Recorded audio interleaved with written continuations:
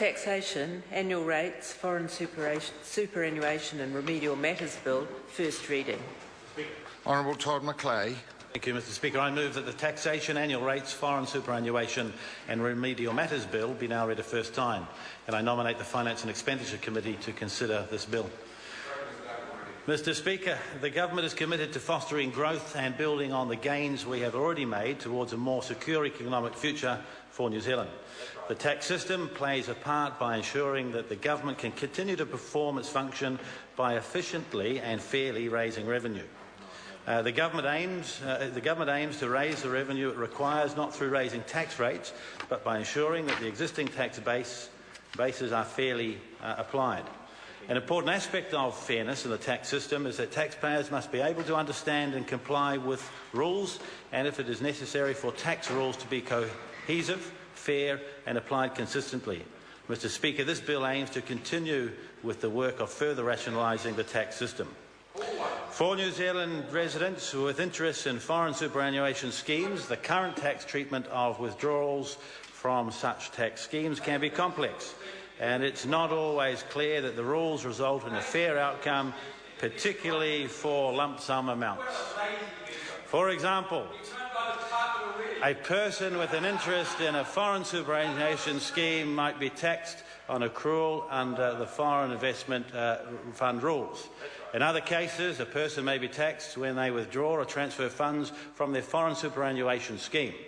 As a result, some people pay more tax than others, depending on how the foreign scheme is structured.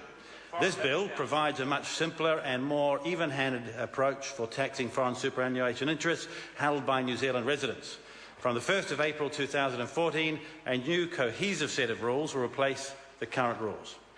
Under the proposed changes, the Foreign Investment Fund rules will no longer apply for foreign superannuation schemes. Lump sums from foreign superannuation schemes will be taxed only when they are received or ultimately transferred to a New Zealand or Australian superannuation scheme. The proposed rules for lump sums aim to tax only the investment gains that the person would have made during the time they were resident in New Zealand. Periodic pensions will continue to be taxed in full on receipt, as most periodic pensions currently are. The rules will make it easier for people to transfer their superannuation, Mr Speaker. In general, no tax will need to be paid if the person is simply transferring from one foreign superannuation scheme to another foreign superannuation scheme. And the KiwiSaver rules will also be amended to make it easier for taxpayers who transfer their funds to New Zealand to pay their tax on the transfer. The bill contains a limited amnesty for migrants who have transferred their superannuation funds to New Zealand in past years, but not complied with the existing tax rules.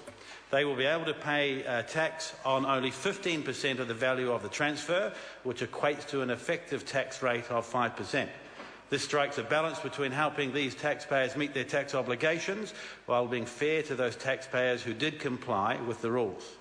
The bill also addresses another aspect of the tax system in need of rationalisation. The current tax treatment of mining specified minerals such as gold, silver and iron sands activities is concessionary. While the Government acknowledges that mining is an important sector and part of our economy, we must ensure that tax rates applied here do not advantage one sector over another.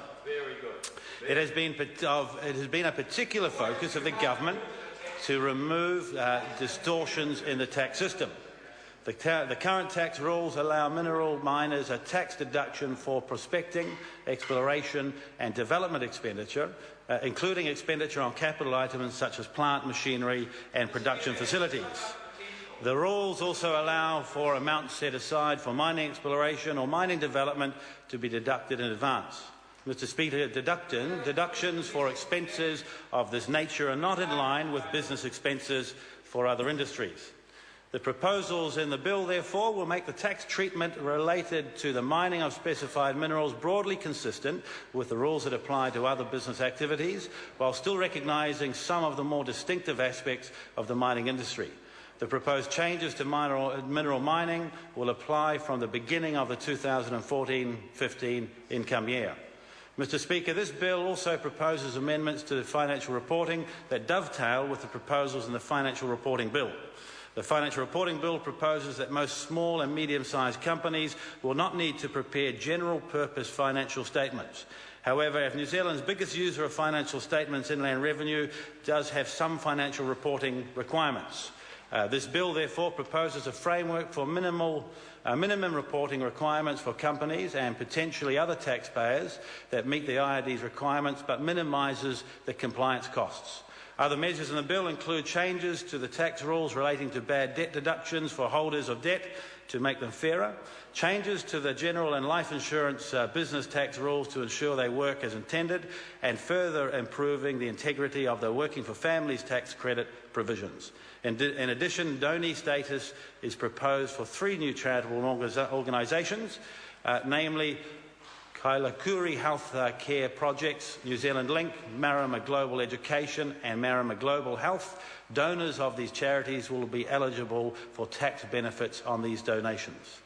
Mr Speaker, I commend the Tax Annual Rates, Foreign Superannuation and Remedial Matters Bill to the House. The question is that the motion be agreed to. Honourable David Cunliffe. Mr Speaker, I'm pleased to take this opportunity to say that